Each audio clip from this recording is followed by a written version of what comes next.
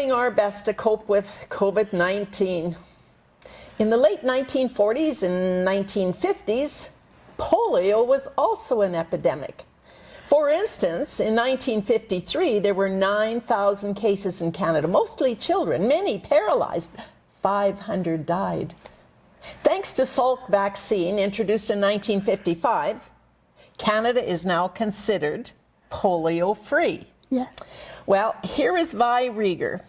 She is a polio survivor.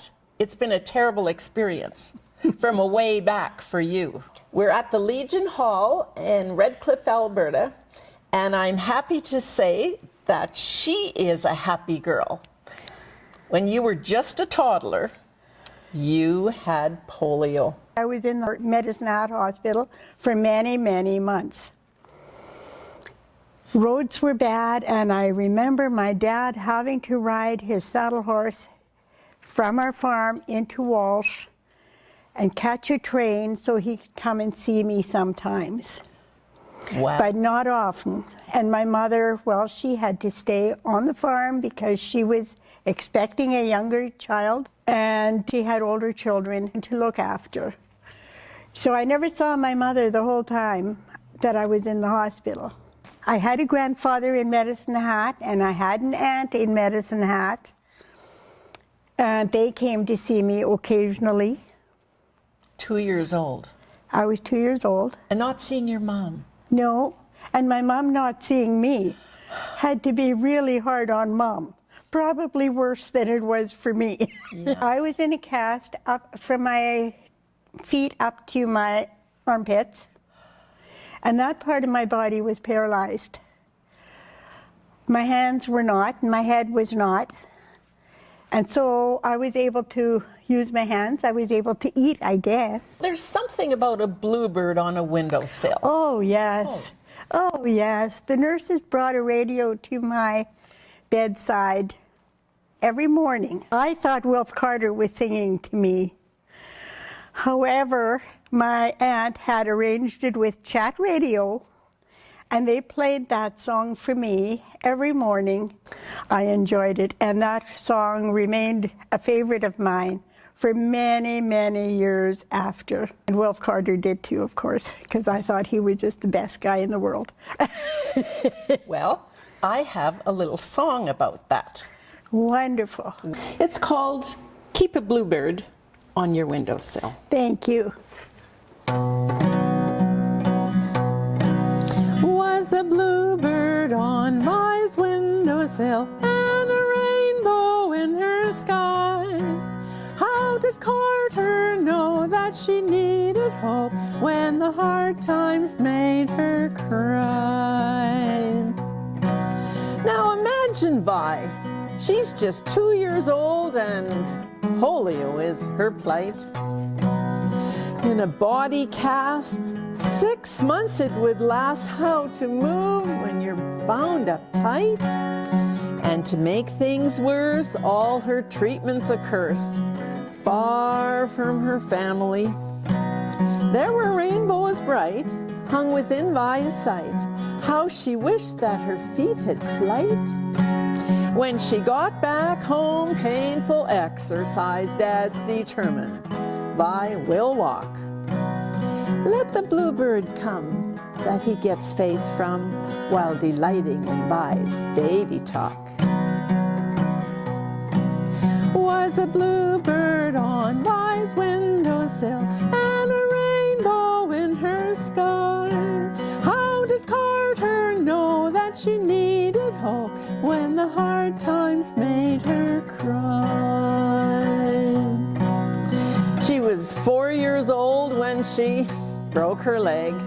How she hated that cast again. Nurses played her song, mothers sang along. Comes the sunshine after rain. Now they claim that song chased their blues along and assured them of better things. Their advice is a bluebird on your windowsill and the promise a rainbow bird brings. Was the bluebird on Vi's window windowsill and a rainbow in her sky. How did Carter know that they needed hope when the hard times made them cry? Well, the second part of the story is about when you broke your leg. I was 4. 4 years old.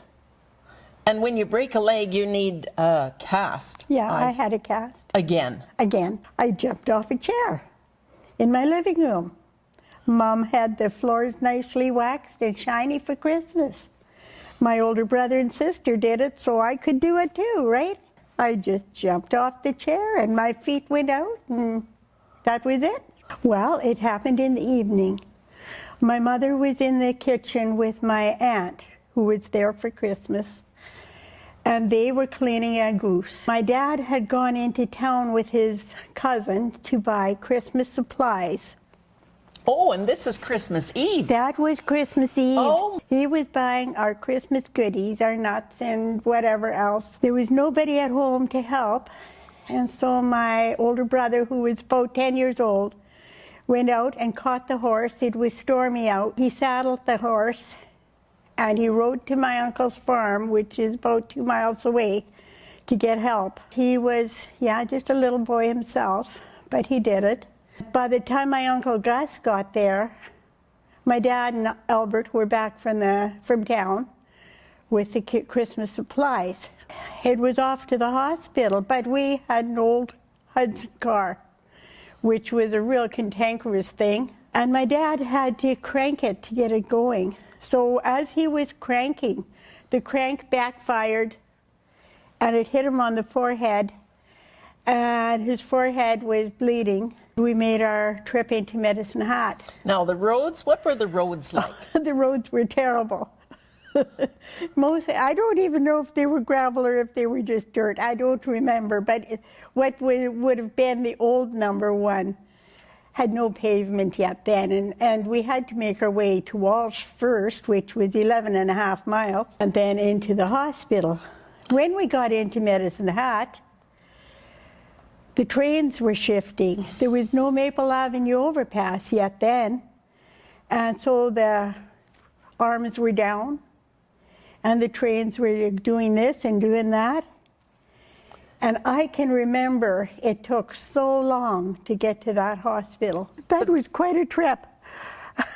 And on Christmas Eve? On Christmas Eve, and my mom held me all the way, and she told me that I cried all the way up. Then, when you got to the hospital, that's when the magic started. Yes, it did, because I had never seen a Christmas tree with lights before. That was the most beautiful thing in the world, was that Christmas tree with those lights. My dad went one way to get his head stitched, and I went the other way to get my leg fixed. And that was the end of that night. But the next morning, some more wondrous stuff. I got more presents than I'd ever seen before in my life. I got gifts from my doctor. I got gifts from the father of a little girl that was in the next bed. I'm sure those things probably were meant for her, but he gave some to me. I got gifts from the nurses. We usually only just got one gift. I was pretty spoiled and I was pretty pampered. Felt really special. And you made friends in the hospital? I did, yes. The little girl in the next bed. Her name was Kathleen Jones, and I remember she was from Grassy Lake. I thought her name was Gasoline.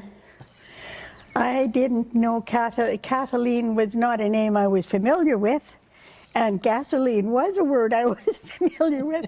So she became Gasoline Jones in my mind. Mm-hmm. I do remember one time that I decided I'd like to see what's beyond those double doors. So I was in my wheelchair with my legs sticking out. It wasn't hard to get through the doors with that. So away I went. But it was in the old hospital on the flats, and we were on the second floor. And the children's ward was, I'd say maybe 20 or 30 kids on that ward, just bed by bed, right? And so I went through those doors, and those nurses were not very happy when they caught me out there, because I could have gone sailing down those stairs easy. The stairs were there. I saw them. I know they were there. The best Christmas ever. Well, in some ways, I guess it was. Not for my parents, it sure wasn't. I mean, there was one child less at the table that day, that Christmas.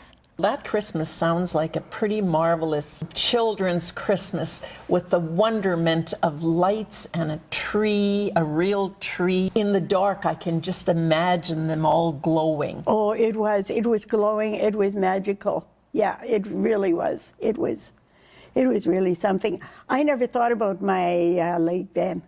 All I saw was that Christmas tree. Your Christmas story is in a poem. That's lovely. And it's called Vi's Christmas Story. Christmas was a treasure chest of memories for Vi. The worst and best when she's 4 and feeling far too spry. It started Christmas Eve when supper's goose is roasting brown. Auntie and Mum are cooking. Dad's on errands, gone to town. That's when Vi jumped off a chair. The floor had fresh coat wax. She broke her leg.